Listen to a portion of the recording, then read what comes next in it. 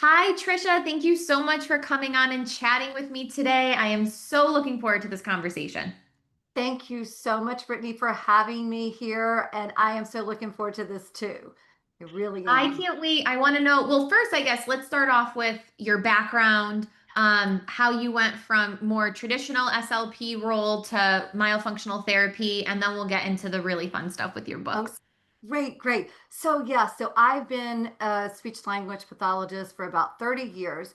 And early on, I was into oral motor therapy, like the coordinated issues or challenges with the muscles of the mouth. So that was where I focused on my continuing ed and my and my clientele was very much focused that way. So shifting into Maya was super easy and just the right fit for another tool in my toolbox. And, communication in general is whether it was the speech sound production or the younger kids that just could not communicate because they were so unintelligible. It Mhm. was all that motor muscle function piece that intrigued me so Mhm. much. Mhm. And tell me, how long have you been a myofunctional therapist for? So since I started studying it in the early 2000s.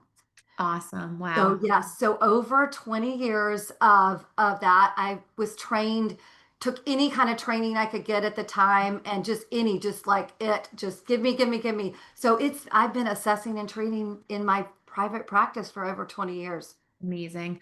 Now, this question just popped into my head because sometimes I get this from families when, a family's already working with, again, a more traditional SLP or like a school-based speech pathologist. And they're kind of struggling to understand the difference of seeing a speech therapist who doesn't do myo versus either a speech therapist that does do myo or just myofunctional therapy in general. Like, how do you get parents to understand that difference or even how, because this is at least what I hear from other speech therapists that your hands are tied with what you can do when you're involved in the school systems. Yes, yes, yes. You're absolutely right. In fact, I've done quite a bit over the pandemic. I did quite a bit of training for those SLPs in the school district. Oh, that's And wonderful. yes, it was so much fun. And I called it, and I called it the missing pieces because it was like articulation and oral myofunctional therapy. How do I make that work for those Mhm. SLPs in the school district? And in my private practice, I worked a lot with coordinated care with school speech pathologists, so I've had a lot of experience. Mhm. They definitely their hands are tied. It's really hard. And in fact, now I'm getting to where I can consult. They can actually call me in on a consult. We'll talk about that experience later. So that's been a really good, it literally one just happened like last week. We'll talk about it. But so yes, they are. But when I can relate it to articulation, and I talk about where the tongue is resting, where it starts for moving into speech therapy. And there's a speech pathologist, Pam Marshala, who Mhm. talked about a lot about the on glide and the off glide of speech sounds. So it's easy to talk. It makes it easier to talk because she was a pioneer to talk about it. And I also just say, look, it's very much less efficient. If your tongue is not resting on the roof of your mouth where all of the consonants are made, even the K and the G in the back, vowels, we'll talk about that separately, but all the consonants, it takes that you're not efficient. And that lag time is what sounds like marbles in the mouth or not crisp and clear. And when I talk about it that way, they're like, oh, okay, so I can just yeah, kind of use these just articulation, but it's just another tool for articulation. If it's just a speech sound, simple case, secondary to oral OMDs, and you're not talking about what you and I typically will deal with, or even they can Right. still help. They Right. can at least Absolutely. help somewhat. Yeah. Well, thank you for that explanation because again, sometimes, it's just hard to get families and I get their frustration, right? It's like, well, my child, he's in school and he's receiving these services. So why do we now have to come here in private practice and pay when he's getting these services in school type of thing? Yes, Um, the bulk of my practice too. I get Yeah. it. Yeah. So tell me a little bit like where was that aha moment for you where you realized the power of storytelling and how you can use that as a tool to really help in your clinical education with your caseloads? Oh, great. I love this. So the whole how my book started was a chaotic therapy session going nowhere but bad, right? And so I was sitting there like, and I just had this idea that popped into my head. And it was a little boy at the time, and I was like, I just started into the story about what your tongue does. Your tongue has to eat, it has to, swallow, it has to help keep the food, and it has to talk. And oh my gosh, it's so tired. And he's like, yeah, yeah, yeah. I was like, does your tongue get tired? And he's like, yeah. And I was like, you know what? It needs to rest. And then I literally pulled out, our handy dandy little thing that we have. And I Yep. pointed to this in here and I was like, this is where his pillow is. This pillow. And then I was like, can you find it in the mouth? And so we looked in my mouth and we looked in his mom's mouth. And I said, okay, so, and it was Mr. Tongue at the time. And there's been some changes in my series because it's a series now, not one book. I was like, can your Mr. Tongue put his head on the pillow? And Mhm. then he did it. And then Mhm. the mom came back the next week, or during the week, she was texting me and reported, "Oh my gosh, we're talking about Mr. Tongue resting on his pillow, and it is just clicking, and he's just doing this." And I was like, "Okay, let's Mhm. move with this, and let's experiment with all my other clients and see." And I just started writing the book about the little story about Miss Tongue resting. I love it. I love it. So it's Miss Tongue and Friends. So tell us, do you have the books with you? I Like, 'cause do. this will be put on YouTube as well, so the visual will be there for everybody. Yes. Okay. So this is Miss Tongue Learns to Rest. And this was the first one that started. And so here's a picture of Miss Tongue when she's super tired because Oh, she's so busy with all the things that she does. And then she needs to rest. And so in, format that I do, the incisive papilla turned into the pilla. I like the little play yep. on words there. Yep. And then so this is Miss Tongue resting on her pillow. So if you don't Mhm. know the context, it looks like a hat, but Mhm. in the book, it's her pillow. And so that's where this is Miss Tongue Learns to Rest. And I talk about the two things, like she has to snuggle her whole body up. And Mhm. so that it's not just the tip of the tongue on the spot. And then I talk about that the teeth are sharp and they need to stay away from the teeth. And that so the friends that we talk about also are the lips Mhm. and the nose, Mr. Nose and the lips. And so for Miss Tongue to rest, she likes it dark and cozy, so the lips have to close. So that's how the whole Miss Tongue and friends. And right now we only have these friends, but there are other friends in the works with the illustrator, right? So anyway, so that's how the Miss Tongue and Friends Mhm. series came to be. I love that. And I can only imagine, and I'd love to hear some, like, I don't know if there's certain patients that kind of come to mind for you, but like, reactions that you've had from children, just like the difference in their engagement, even in the sessions. Like they're probably so excited to make that connection to their own body, right? Mhm. Right, right, right. Oh my goodness. I have such little anecdotal. So I've had the opportunity now to use my books in one-on-one, but also in a group. And Mm. so one of the loveliest things, I was supposed to go read to a kindergarten group, but things were going on. And so they were like, well, you just read to the toddler group. And I'm like, oh, okay, we'll try this. This sounds like a Yep. fun plan. So there were like 5 or 6 toddlers sitting in caregivers lap, kind of moving around like at story time. Okay, so I'm like fully know that I'm not going to be reading the entire books, but we're just going to go with it. So I had my little props. So I have the Mr. Nose. He's hard at working, and then I had the cape, but I also had this big tongue pillow. Can you see that? I love it. Yes. Okay, so this little toddler went over, grabbed the hat, put it on his head, grabbed the cape.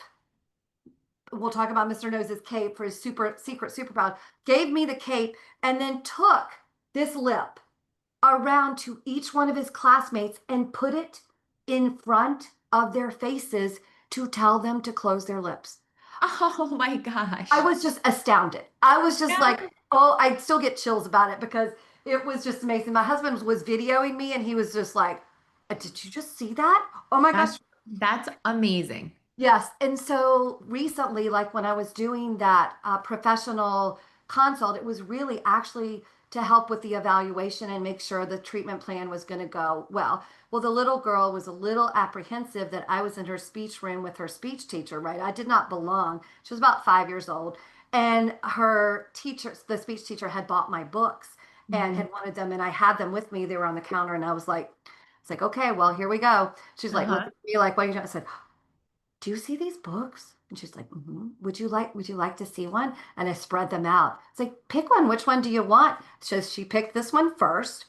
And Mhm. so we read it and whatever. And we got to the end of it. There's a picture of me as the author. She looks at me and she looks at the book and she looks back at me. And she was like, she grabs the lips one. And this Mhm. little girl has a syndrome where open bite is a part of her syndrome. And so that's why I was called in for a consult because what best can we do to help her? And Mhm. so then we got to the Miss Lips Learn to Rest, to stay together. The Lips Learn to Stay Together. And so we're reading the book and she just closed all the other time her lips were open. You could see she closed her lips and those lips remained closed throughout the entire book. And Mhm. then when she picked Mr. Nose Learns to Breathe, she closed her lips, and then you could see her trying very desperately to nasal breathe because it was completely new for her. And it Mhm. was just, again, another wonderful experience where the books took something that was scary and as she was Yeah. apprehensive, and then she engaged, and then concepts were connected and she actually did. Yeah. And I'm even thinking how aside from, utilizing the books in therapy sessions, like how useful they can be as resources for parents at home. Like first, I'm sure they help all these crazy concepts click more for parents because as you know, we're doing these evaluations with these kids and the parents in the corner like doing all the tongue movements, like testing out Yes, themselves like, wait, right. can I do this? So Right. I'm sure it helps make them understand it more. And Yes, then absolutely. you're already now providing this very easy to understand concept for the child. So the parent now has this resource that they can refer to at home. And now we're all speaking the same language. So that's Right. only gonna, help with success. So I'm sure aside from just therapists, like parents Yes. would so appreciate these books as they're involved in a Myo program. Absolutely. Absolutely. And another anecdote, a orthodontist who I'm working on another book with, she Hmm. had these books in one of her treatment rooms and she was running late. And so it just so happens that she didn't know that they were in that room. They were just laying in there. The parents were reading them to the child. And so she walks in and she's needing to explain to this parent, a 3-year-old, what was going to happen and what needed to happen. And the mom goes, oh, yeah, we got it. We just read the books. What do we need to do? She goes, you just sold my treatment that I needed for this child just by the books. I didn't even have to explain it Yep. anymore, Tricia. It's like they got it, they were ready to go. And this Yeah. Oh child's my God, going I to love be that. way better off because the parents, and in the front of my books, I have the prerequisite and then a preface that says to the parent, hey, think about what your mouth is doing, think about your nose is doing so that you can help the intended reader. These books Hmm. were written to empower children and Hmm. make and their parents because who has to do the carryover? Right. We are with them for the session and we give them this assignments, but I Hmm. created them because that's really hard on the parents. It's Oh my gosh. really hard. Yeah. And Absolutely. so I mean, my parents and they all were like, oh my gosh, I need these. I need these. These are great. Yes, create them. I was copying them on papers and, Yep. sending them home. Oh And my gosh, that's yeah, amazing. yeah. Now, what would be like your recommendation for myofunctional therapists? Like, how can they best utilize these tools in their practice? Is it something that should be introduced at the very first session? Is it when compliance is an issue? Like, what would be the best way to go about that? Well, I really think, as I tend to give, like when the patients are coming in, like I know that it's been used during the nasal breathing test to see, like reading the Mr. Nose book during that. So it's good during the eval session. I also feel like I used to have a materials list. Well, I do. I have a materials list. I Hmm. feel like this on the materials list or, I have an affiliate program as well Mm. that it's for professionals. And part of that is if they already, their patients already know a little bit about this and how, simple the Mhm. concepts can be. Mhm. The implementation is why we are needed, right? But the Right. concepts are simple. And if they kind of understand this and they come in already have been able to observe this in their children, oh yeah, my child's lips are open. So Mhm. that's a way to have it also, and during treatment, and also for homework. Like I also have these in ebook form, so they're very Okay. inexpensive too for the parents to buy and have, and their kids, like what kid does not like to be on their iPads or whatever, so they can do that. They're Mhm. meant to be interactive because recall and concept, getting the concepts are better. Studies Mhm. show with interaction, but the books are meant to be like, okay, Miss Tongue is doing this, now it's your turn. Can you make your Miss Tongue? Can you Mhm. make your Mr. Nose? So there, you can't read these and it not be interactive. I made it that way. Now, what age ranges would you say the books are for? So good. That I had a huge struggle with because, we have that gap of the kids that are younger than 5 that I know you've had siblings of a patient Mhm. you're working with, and that sibling's definitely going to need a, what do we do? What can we do now? So Right. I created them to appeal to the young children, but Mhm. also it still appeals to the like 6 to 8 year olds. Mhm. Even I have heard that some 10-year olds are open to reading these books and um, taking them home and taking. I am in the process of creating the same set of book and series for the older kids in the school Oh, age. And cool. yes, and how we were talking about earlier, how you pair that for the school speech pathologist with the articulation. There's a whole program with that they are going to be attached to as the SLP kit, but they will also be offered for the school age versions. And so it's going to be more like nasal breathing instead of Mr. Nose learns how to breathe. And it's going Mhm. to talk about the cilia, it's going to talk about the mucosis, it's going to talk about turbinates, it's going to talk about all that at a, Amazing. yes, at a specific vocabulary for content for them at that Yeah. age. And that, I've gotten that feedback in the teaching with the schools. They were like, oh my gosh, and that could even go as far up as the middle school and high schoolers, Yeah. just to make it not so.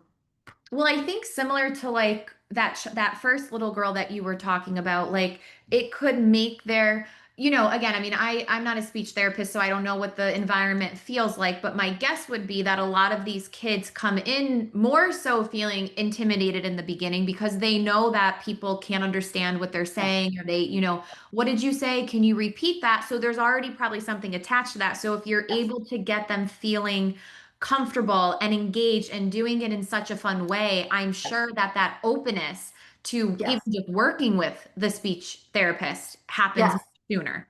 Yeah, absolutely, absolutely. And I personalized, or these characters. I made them into like the body parts into characters because of two reasons. Like, I suffered from some health issues as a young age, so I understand the feeling of feeling like there's something wrong with you.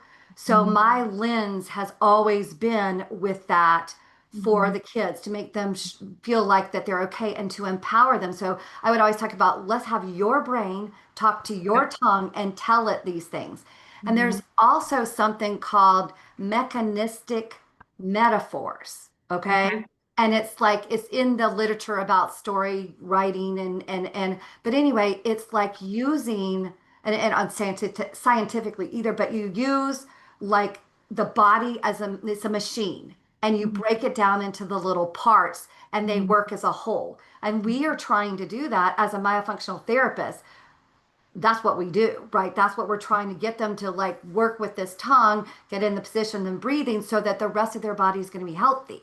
Mhm. So I was thinking that way when I created the books as their own little characters and then wanted to make it fun and engaging. And so I made the tongue like a person, like human like.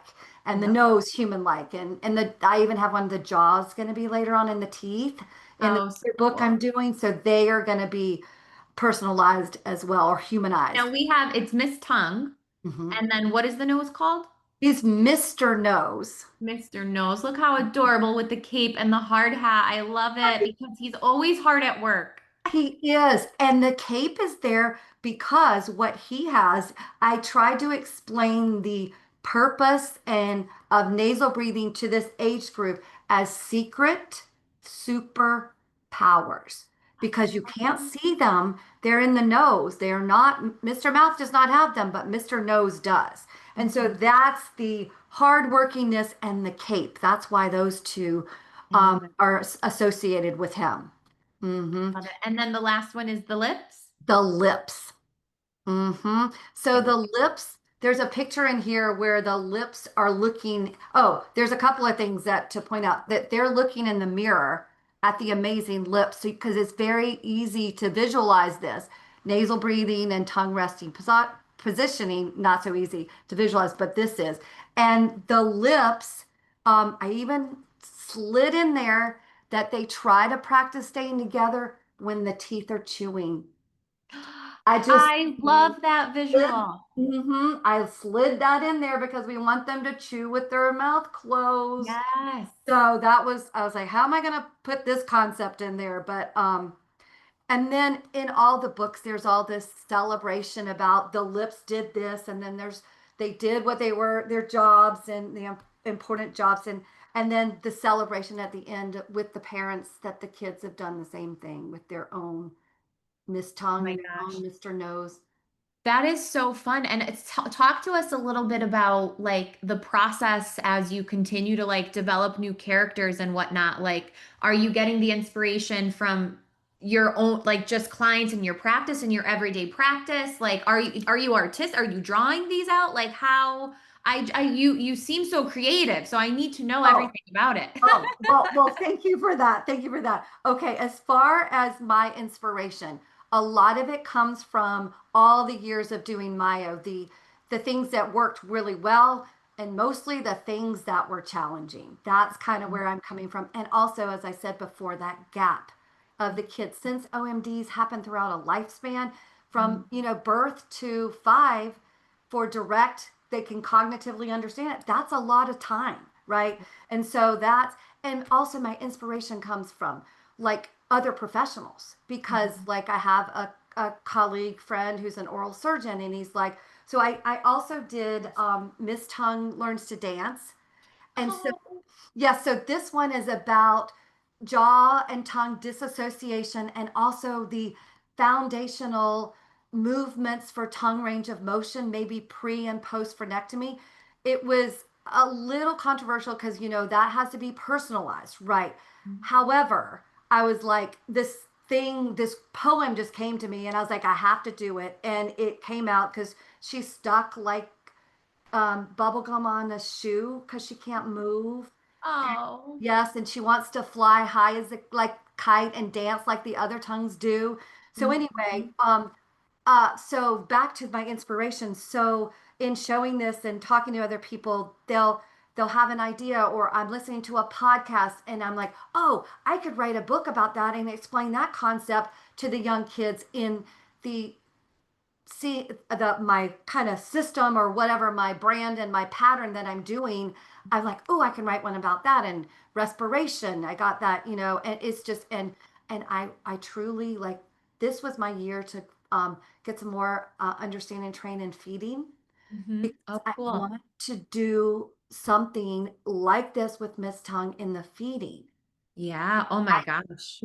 But I need to connect with professionals that we know that are clearly professional, specialized in that, and I get my own knowledge. But that's like I'm all about is it's all I'm thinking about right now. So things are just popping. Yeah. I can't keep up with it enough with writing it but my illustrator, let's talk about her. I found her on Instagram in 2020. She was, because I've been working on these since 2020. Okay. Um, as in writing the books, not the whole concept, but Mhm. she was in grad school as a speech pathologist, and Oh, how cool. I saw her drawings. Now she has since, and she knew nothing about oral myofunctional therapy at the time, right? She was in grad school, and Mhm. so and so she is now since working and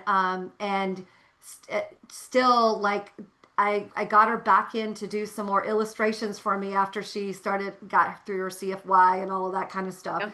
So she's amazing, and she brought my um, ideas and concepts of what I wanted them to look like into life. She Oh, really, that's incredible. mhm. That's so cool. And tell me a little bit about like the consulting work that you do. I think you're doing something with an orthodontist to really talk about like that collaborative care model and the importance of like we really shouldn't ever be doing one without the other type of thing. Correct, correct. Absolutely not. So, a couple of things. Actually, I am co-presenting at the Western Orthodontic Conference in Hawaii with Oh, an orthodontist on closing, like the open bite. So, we're just because we have a little bit of time just doing that. And yep. so that's happening in October. And then and then a local orthodontist that I have been connected with, she and I are writing a book, a guidebook that Mhm. takes function and structure and puts it together. She is a naturopath also Oh, and an orthodontist, and she's airway centric, of course, and whole body and all that. So that's why we jive, and we were thrown together, and she had been working on a very scientific book about nasal breathing, and I was working on my Miss Tongue and Friends, and we were like, oh my gosh. And so it's been just so our book is very close to being ready to be out in the world. So that's what, and then for me, besides focusing on the books that I'm writing or co-writing and presenting and that not, I am still treating, and I am a professional consultant at a speech pathologist office in town, and then just filling in where I need to. I love mentoring, I love teaching, I love, so that's what, and then possibly working, yeah. So there's a lot of things that you're I'm doing. busy. There's a lot. You're doing a lot. Yes, yes, yes. So yes, so that's so I have thankfully I have helper with the illustrations because I could not do that. I'm not creative in that respect, but I've always wanted to write a book, so hence why not Yeah. write more than one, really. Oh my God, absolutely. I mean, this is just, I'm excited. So I guess because I want to know too, and I know everybody else listening does, like, where do we find this? How do we find your resources? Where should we go? Okay, so currently these are self-published, so they're only available on my website. Okay. So it's called misstongueandfriends.com. And also, if you would Google my name, triciarogers.com, it's directed to the Miss Tongue and Friends website right now. So that's where you find them. I'm on Instagram, at Miss Tongue and Friends. I am on Facebook myself, and then there's my Facebook for Miss Tongue and Friends and LinkedIn. And I have both like when you purchase them, you I have a referral program, so you get a free book, which is ebook, which is Miss Tongue's Resting Adventures. That one is already out there on my website. So Mr. Nose, there's one for Mr. Nose in the works about Mr. Nose's uses his secret superpowers. So it's like taking the Miss Tongue, and Hmm. she's sitting there doing a puzzle, and Hmm. it's like she can rest while she's doing puzzles. She can rest while she's painting. So that carryover that we want to have. So there's a ebook out there for that now, and there are going to be three. There's going to be one for the lips and the nose coming. So all of that other one's on my website as well. So that's where you can find me and find the book. And do you want to share like the specifics on the affiliate program? Like, does Yes, somebody, how do they sign up for like, aside from just purchasing the books, is it a yes. separate sign up? It is. It is. So you would log into there's a page on my website that talks about the affiliate program. So it's this it's called Friends of Miss Tongue Affiliate, yes, program. So become a friend of Miss Tongue and Friends of Miss Tongue. And so basically I'm trying to get again, to these books to the children to use on a daily basis, in Hmm. addition to being used in, seeing them in the dentist's office, the pediatric dentist's office, the pediatrician's office, all that, have the therapist use them as a tool. They're Yeah. really meant as a tool for the child to use daily, Oh and my gosh. and the parents to use them daily. So the affiliate programs, if you sign up, then you get 10% off of every 10% back from every book that is sold. Oh wow, that's Yes, awesome. yes, yes. So that's how that works. And so you can sell them in your practice, and put your affiliate on your website, and Mhm. then just get them. So I would be doing the shipping, but you Yep. will benefit by having the affiliate program. Yeah, and again, just getting the word out there. And I know you had mentioned prior, I think it was about like the tongue-tied book, that there was a little bit of controversy as far as, yes, of course, we want everybody to be in a customized myofunctional therapy program. That is, of course, the goal, but we need the education first, right? Like if somebody doesn't understand why they need it, then they're Right. not going to sign up. But if we can have a simple tool, a simple resource that is fun, motivating, impacts not only just the child but the parent, and then Yes. something clicks, and then yes, of course, the goal is for them to understand that no, the book alone isn't going to change these Right. habits, but this is why we need to work with the myofunctional therapist. Yes, absolutely. It's another tool like all the other tools that we use, and Hmm. some are meant to just be used by the therapist because Hmm. that's the only way they are. Others are meant to be used by everyone involved, like the teachers, the school nurse, the school psychologist, anyone that has contact with children that are having, yes, right, these issues. Yeah. Oh my God. These books should literally be everywhere. Honestly. It's So, just so important. It's going to be like, I feel like how all the adults are reading Breath by James Nestor. Like yes. all the kids need to be reading Miss Tongue and Friends. There you go. There you go. Yes, yes. Well, it's so funny because my husband is in marketing, Mhm. right? And so when I was creating these books and showing, he goes, "Well, what's your target?" And I was like, "Well, everyone." And he's like, "Well, when you're in marketing, that is like that not what you say to a person like." And I was like, "I know, but like they need to be everywhere." I was like, "This is worldwide. This is Right. nationwide, worldwide. This is like you said, Hmm. everyone."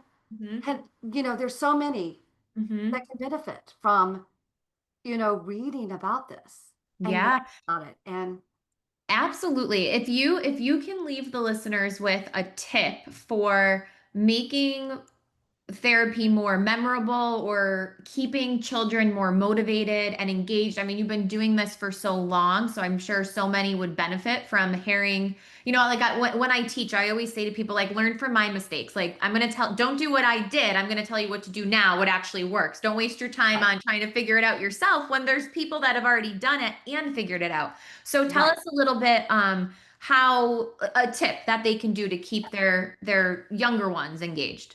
Yes, yes, yes.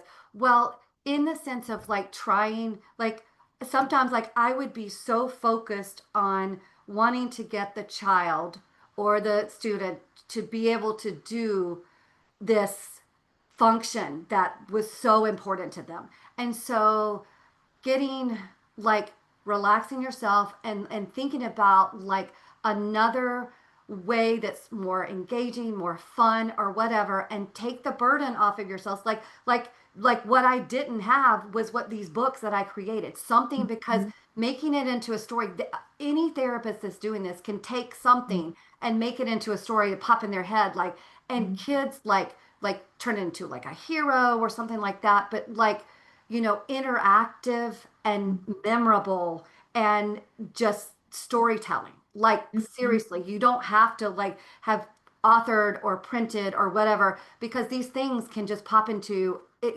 we have it, but like making it fun, and so the kids are like living it and learning it by living it. Like it's Mhm. like that's what I had struggled with, and how the books came to be. It's like have them live it and enjoy it, rather than it's like we have got to get to this because it's so important to this child. Right. And I like how you say have them live it because that is our goal, right? Like it's great if you're doing this exercise perfectly in front of me in your 30-minute session, but if you leave my office and your mouth is slumped open, like we're not living it, right? We're not No, our goals. right, exactly, exactly. And that is a and it's also that's a huge burden on the parents. Hmm. And if, not only the therapist is trying to get it, but the parents, they are fully responsible for Right. having their children and the weight for them of knowing that this is affecting their child's health, Hmm. like giving them something fun and enjoyable where it doesn't because it when it's a struggle and they're a nag and all that, it's not working for the entire family. The entire Right. family is suffering. So let Oh, them live it in a fun way and mhm. and then just go with it. Hmm. Oh my gosh. Awesome. Trisha, thank you so, so much. Is there any last minute things you want to leave for the listeners before we wrap up?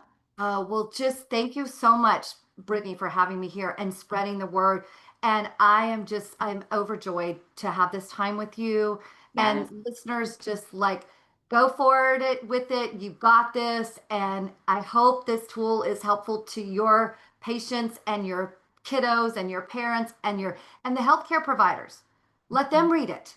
Let Mhm. them share these books with them. They're so non-intimidating. So don't I'm forget. bringing them. I'm literally going to buy 2 sets and bring one to my pediatrician's office and be like, you should really keep these in here. Yes, exactly. And that is going to help every person who does that is like from the ground up here, right? Mhm. Every person who does that with those pediatricians and the ENTs and all that. I mean, we're helping all those children that are not being diagnosed that way. Yes. Yes, absolutely. I mean, how simple if somebody just is, they happen to pick this book up just to keep their kid occupied while they're waiting for their name to be called, and then something registers and something clicks, and then they're like, oh, let me look this up online. And then the Yep. myofunctional therapist name comes up, and then here we go. We completely save somebody's life. Yes. I am excited. Exactly. I'm excited to be a team member with everyone doing this with Mhm. and my books helping just makes me happy. Oh, well, thank you again so much, Trisha. Thank you, Brittany.